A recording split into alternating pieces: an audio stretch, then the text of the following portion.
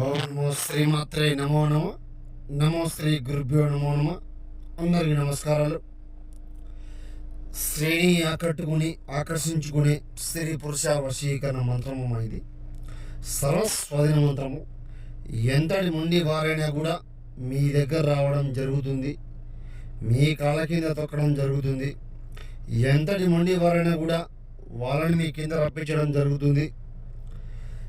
సహనం ఏకం సంహరణం సర్వ ఆకర్షణ వశీకరణం శ్లోక మంత్రం త్రిశూలం ఏకం సర్వస్వాధీనం ఏక ఖడ్గం దివే దివే సర్వస్వాధీనం ఏక వచనం స్త్రీ పురుష ఆకర్షణ జీవం వశీకరణ మంత్రం.